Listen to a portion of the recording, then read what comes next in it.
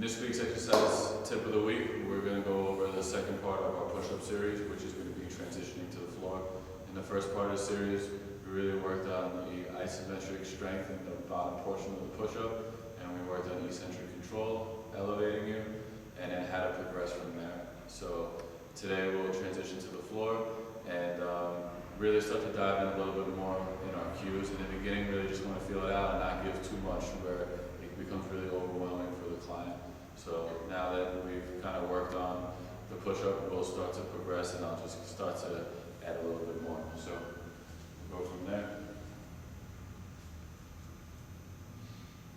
So what I want to see in the bottom of that push-up is the balance of the force couples, right? And what we want to see is, I'll just teach him to really spread from here and get as wide as he can, right?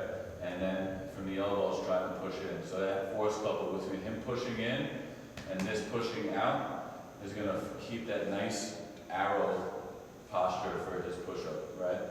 And that's what we're going to want. If the triangle has equal forces, it's going to keep its shape, right? Good, come on. So we're really trying to create what we call a lateral arch, and that's really going to also kind of help you out for the push-up too as well, creating that lateral arch.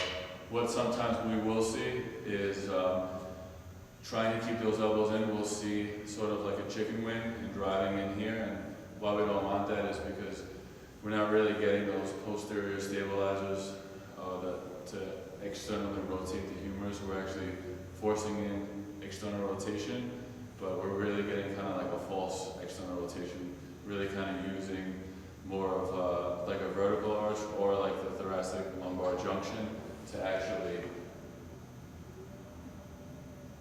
pull down the humerus and stabilize the scapula.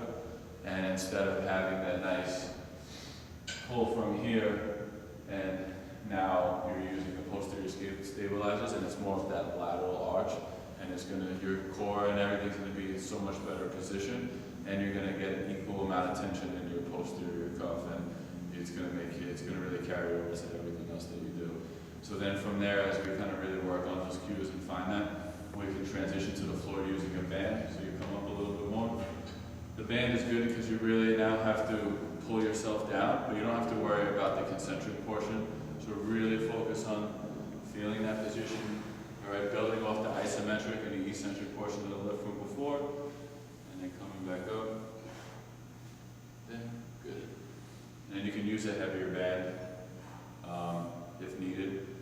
So once you kind of work your way down and think you're getting close to the floor, this is a nice way to kind of bridge that gap from the elevated position to the floor.